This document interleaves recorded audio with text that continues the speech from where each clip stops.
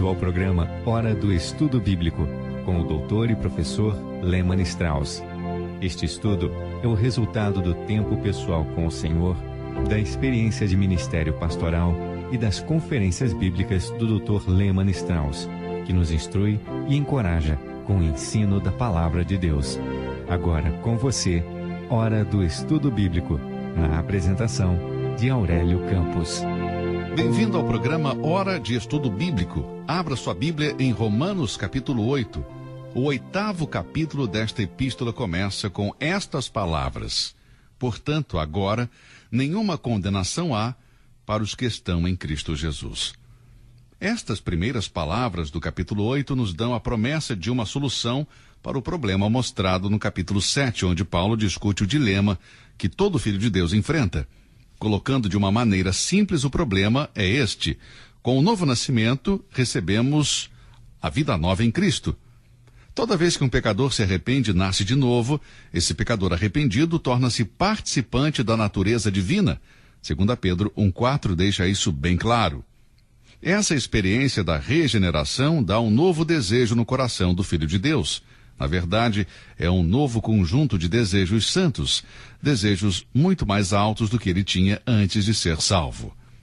Agora, deixe-me acrescentar algo. Se você está ouvindo e não tem nenhum desejo de agradar a Deus, se você não tem desejos santos, desejo de viver uma vida cristã melhor, então eu me pergunto se você realmente é salvo. Eu sinceramente acredito que todo cristão, toda pessoa que nasce de novo, tem desejos santos. Mas o problema que Paulo encontrou neste ponto, e eu creio que está por trás do conflito do capítulo 7, é semelhante ao que cada um de nós enfrenta após a salvação. O novo nascimento somente pode dar o desejo de fazer justiça, jamais pode dar o poder ou dinâmica para alcançar a justiça que Deus exige na nossa vida diária. A razão por que não podemos nos dar essa dinâmica, esse poder para viver uma vida santa, é por causa da influência da natureza pecaminosa que ainda temos em nossos corpos. Apesar de que agora somos participantes da natureza divina, a natureza adâmica nunca é erradicada nesta vida. Portanto, há uma luta constante, um conflito dentro de todo crente. Nós queremos fazer o bem por causa da nossa nova natureza, mas às vezes nós não podemos porque somos derrotados pelo poder da natureza adâmica. Esta é a razão pela qual o crente não pode encontrar santidade através da lei, isto é, através dos seus próprios esforços para cumprir a lei. A lei não somente não tem poder para produzir santidade, pela razão dada por Paulo no capítulo 7, versículo 7, pois a lei somente pode mostrar o pecado, e não o contrário, o caminho da santidade. Mas a lei também é igualmente impotente para produzir santidade no crente, porque o cristão não tem o poder para obedecer à lei, mas queremos fazê-lo por causa da nova natureza que habita em nós.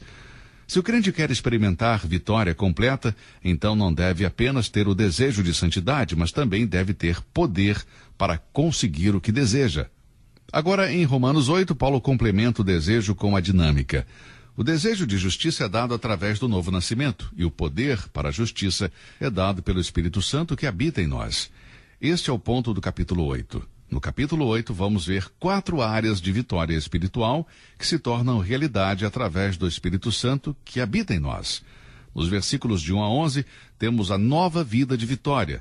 Nos versículos 12 a 17, nova percepção do nosso relacionamento, nossa filiação. Nos versículos 17 a 30, uma nova filosofia, um novo ponto de vista sobre o sofrimento. E nos versículos 31 a 39, uma nova nota de triunfo. Paulo aborda essas questões no capítulo 8. A nova vida de vitória contém 3 elementos que compõem o segredo da santidade. Em primeiro lugar, existe uma nova libertação, nos versículos 1 a 4. Em seguida, uma nova motivação, versículo 5, a primeira parte do versículo 9. Depois, uma nova habitação, começando com a segunda parte do versículo 9 até o versículo 11. Por essa razão, estes primeiros 11 versículos são tão importantes. E se não compreendermos, apreciarmos e nos apropriarmos do que Paulo está dizendo aqui em Romanos 8, de 1 a 11, nossas vidas, como crentes, permanecerão no conflito descrito no capítulo 7. Nos versículos de 1 a 4, o Espírito Santo descreve a dupla natureza desta nova libertação. Em primeiro lugar, somos livres da lei do pecado e da morte. E em segundo lugar, somos livres do princípio dominante do pecado que se encontra na natureza pecaminosa que leva à morte, de acordo com o versículo 2. Este é o ponto principal do capítulo 8, e é o que vamos estudar. A palavra-chave aqui, eu creio, é a palavra condenação. A palavra condenação é traduzida da palavra grega katakrima, e aparece apenas 3 vezes em todo o Novo Testamento. Até onde eu sei, a palavra condenação aparece apenas 3 vezes. Uma delas é em Romanos, capítulo 5, versículo 16. E não foi assim o dom como a ofensa, por um só que pecou. Porque o juízo veio de uma só ofensa, na verdade, para condenação. Essa é a primeira vez que esta palavra aparece. Depois, no versículo 18 do mesmo capítulo. Pois assim como para uma ofensa veio o juízo sobre todos os homens para condenação, assim também, por um só ato de justiça, veio a graça sobre todos os homens para a justificação de vida. Portanto, nós temos 3 instâncias que a palavra condenação aparece. Agora, uma observação bem interessante. Em cada passagem que a palavra condenação aparece, você vai encontrar a palavra justificação, que é o oposto de condenação. Veja o versículo 16, observe a palavra condenação. Aqui também aparece a palavra justificação. No versículo 18, a palavra condenação é seguida pela palavra justificação também. Elas estão juntas em ambos os versículos. Agora, antes de citar Romanos 8:1, quero chamar a sua atenção para o fato de que nestes versículos, a alternativa para a condenação é a justificação. E a palavra aqui foi traduzida como justificação porque é exatamente o contrário de condenação. Bem, não vamos ver por enquanto o significado disso, apenas quero dizer que este é um ponto muito interessante. Bem, muitos podem ter observado como Romanos 8 começa e termina. Ele começa com não a condenação e termina com não a separação. E ambos estão dizendo o mesmo, sem condenação, sem separação, significa a mesma coisa. O capítulo começa com uma declaração sobre a imunidade que o crente tem à condenação e termina com a mesma declaração falando do presente que recebemos, Jesus, o Filho de Deus. Portanto, agora nenhuma condenação há para os que estão em Cristo Jesus. Deus enviou seu Filho, Romanos 8:1 e depois Romanos 8:32 a 34, aquele que não poupou o seu próprio Filho. Você observou bem? Deus fez isso através do Senhor Jesus Cristo. Este é o ponto principal de Romanos 8. A referência alternada à carne e ao espírito ocupam um maior espaço na primeira metade do capítulo e estão relacionadas a essas 2 áreas, o espírito de escravidão, da carne, e o espírito de adoção, o Espírito Santo. Bem, eu pedi para você ler Romanos 8 e sublinhar as palavras carne e espírito. Vamos rapidamente ver os versículos. Versículo 2, porque a lei do Espírito, esse é o Espírito Santo. Versículo 3, porquanto que era impossível a lei, visto como estava enferma pela carne, Deus enviou seu Filho em semelhança da carne do pecado. Pelo pecado, condenou o pecado na carne. A palavra carne aparece 3 vezes aqui. No versículo 4, a palavra carne 2 vezes, a palavra espírito 1. Versículo 9, a palavra carne 1 vez, espírito 3 vezes. No versículo 10, a palavra espírito 1 vez. Versículo 11, a palavra espírito 2 vezes.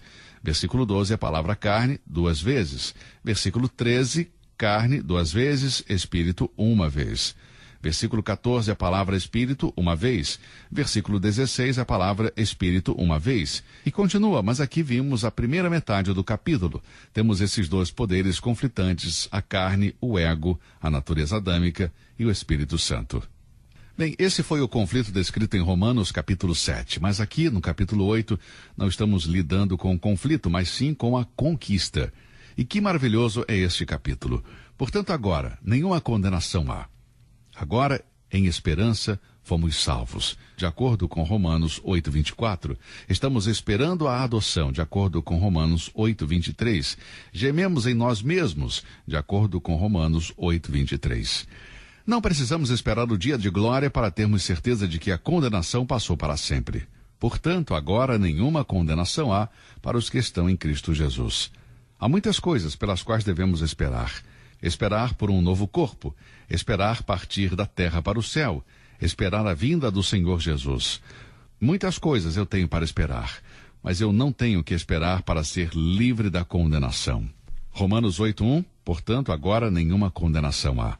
Romanos 3:21, mas agora se manifestou sem a lei a justiça de Deus. Romanos 5:9, logo muito mais agora, tendo sido justificados pelo seu sangue. Romanos 5:11, pelo qual agora alcançamos a reconciliação. Romanos 6:22, agora libertados do pecado. Gálatas 2:20, e a vida que agora vivo na carne, vivo-a na fé do Filho de Deus. Queridos irmãos e irmãs, estamos livres da condenação, agora neste exato momento. Sem a segurança de uma posição presente diante de Deus, a santificação, o crescimento em graça, o serviço cristão e uma vida santa seriam absolutamente impossível. Estaríamos na carne e, portanto, sem agradar a Deus.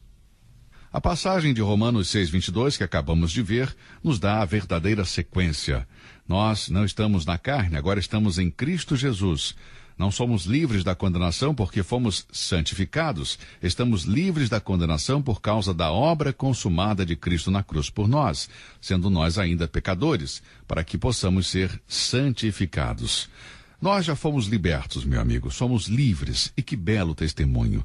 Parece que Deus escreveu Romanos 8, de 1 a 4, de uma forma que é impossível mexer com a santidade do crente, pois Paulo continua imediatamente com outra explicação. Os versículos 2 e 3 começam com a palavra por quê e por quanto. Você observou isso? Porque a lei do Espírito de vida em Cristo Jesus me livrou da lei do pecado e da morte. Porquanto o que era impossível à lei, visto como estava enferma pela carne, Deus, enviando o seu Filho em semelhança da carne do pecado, pelo pecado condenou o pecado na carne. Romanos 8:2 não deixa dúvidas quanto ao significado da palavra livrou, porque a lei do Espírito de vida em Cristo Jesus me livrou. A nossa libertação da condenação e do domínio do pecado não significa perfeição na carne. Bem, vamos continuar com o nosso estudo no capítulo 8 de uma nova perspectiva. Romanos 8, de 1 a 14, continua com o tema da santificação. Como nós dissemos, a palavra santificar significa separar para um propósito. Na palavra de Deus é ensinado dois aspectos da santificação. E vários professores da Bíblia se referem a eles como santificação prática e santificação posicional. Santificação posicional vem primeiro na ordem divina das coisas. Santificação posicional é obra do Espírito, pela qual o pecador arrependido é separado para a regeneração, isto é, a obra do Espírito Santo. Não temos nada a ver com isso, somente devemos crer. Agora, neste sentido, todos os santos são santificados, uma obra realizada totalmente através da redenção de Cristo no Calvário e do poder de Deus, o Espírito Santo. Todo crente, toda pessoa que nasce de novo no momento em que é salva, é separada para sempre e está preparada para o céu. Santificação posicional, então, é o resultado da obra de Deus em nosso favor. Mas agora vamos falar sobre a santificação prática. E isso não está relacionado com a obra de Cristo por nós. É o resultado do Espírito Santo operando em nós. A santificação posicional recebemos pela fé, a parte de qualquer esforço humano. Mas quando se trata de santificação prática, somos chamados a cooperar com o Espírito Santo. Nós santificamos até certo ponto. Agora, eu não estou dizendo que nós conseguimos isso por nós mesmos, mas que temos um papel ativo. Nos separamos para o propósito para que Deus nos separou. Essa deve ser a experiência cristã. Nos versículos de 14 a 25, vemos novamente o pronome pessoal. Vemos como o homem carnal é dominado pela antiga natureza, simplesmente porque ele está se concentrando em si mesmo. Está tentando, está lutando, mas não está conseguindo, está falhando. E quanto mais luta, mais fraco fica e mais perto da derrota. Mas aqui no capítulo 8 encontramos a terceira pessoa da Santíssima Trindade. E aprender de uma vida santa é possível, mas não sem o Espírito Santo. Há pelo menos 18 referências ao Espírito Santo por causa do capítulo 8, enquanto no capítulo 7 não é mencionado sequer uma vez. Aqui temos a diferença entre o crente derrotado e o crente vitorioso. Temos aqui um esboço, é muito simples, mas eu espero que possa ajudar você, e você possa ver as grandes verdades deste capítulo. Primeiro temos a provisão para o crente. Agora, pois, nenhuma condenação há para os que estão em Cristo Jesus. As últimas palavras do primeiro versículo não aparecem em várias versões. Elas foram acrescentadas. Os melhores manuscritos não têm a última parte. O versículo termina com a palavra Jesus. Talvez algum escriba pensou que o começo não era suficiente e necessitava de um esclarecimento. E eu entendo porque se eu ler agora, pois nenhuma condenação há para os que estão em Cristo Jesus, eu diria, um momento deve haver algo que eu tenha que fazer. Portanto, se acrescentou, os que não andam segundo a carne, mas segundo o Espírito. O Dr. Ironside falou a respeito. Parecia muito acreditar que a liberdade da condenação dependia de estar em Cristo e não em nossa caminhada no Espírito. Portanto, é fácil pegar as palavras do versículo 4 e colocá-las no versículo 1, pois estas palavras aparecem no versículo 4. Amigo, esta maravilhosa provisão, estarmos livres da condenação, depende inteiramente da obra consumada de Cristo e não de nosso andar, não do nosso caminhar. Não depende de nosso comportamento. Não é fácil convencer um incrédulo que boas obras não pode salvar, que Deus não aceita o esforço dele, o esforço próprio. E mesmo para alguns de nós que cremos e apesar de salvos, às vezes buscamos reconhecimento por nossa fé. Mas, amigo, não podemos fazer a nossa segurança depender do nosso comportamento. Nossa segurança não depende de nosso estado. Nenhuma condenação há. E por quê? Porque o Senhor Jesus prometeu que todos os que creem não entrarão em condenação. João 5,24 diz, na verdade vos digo que quem ouve a minha palavra e crê naquele que me enviou, tem a vida eterna e não entrará em condenação, mas passou da morte para a vida. João 3,18, quem crê nele não é condenado. O motivo que Romanos nos dá é o mesmo que o Senhor Jesus dá. Vemos isso no uso que Paulo faz da palavra condenação no capítulo 5, versículos 16 a 18, como mostramos anteriormente. Ali vemos um contraste à condenação que veio através de um homem, Adão, e à justificação que veio por um homem, Jesus Cristo. Nenhuma condenação há, porque somos libertados da lei, capítulo 7, versículo 6. A condenação mencionada aqui é outra maneira de descrever a ira de Deus, o juízo da condenação de Deus sobre os pecados. O Senhor Jesus disse em João 3,18, quem crê nele não é condenado, mas quem não crê já está condenado, porque não crê no nome do unigênito Filho de Deus. João 3,16 diz, aquele que crê no Filho tem a vida eterna, mas aquele que não crê no Filho não terá a vida, mas a ira de Deus sobre ele permanece. Não há condenação. Esta é a maravilhosa provisão de Deus para todo aquele que recebeu o Senhor Jesus como seu Salvador. Amigo, se você nasceu de novo, Deus não pode condená-lo por causa da sua posição maravilhosa em Cristo. E se você não sabe se é salvo, por favor, confie no Senhor Jesus Cristo e Ele o salvará. Muito obrigado por ouvir o programa de hoje. Que Deus o abençoe e até o próximo programa.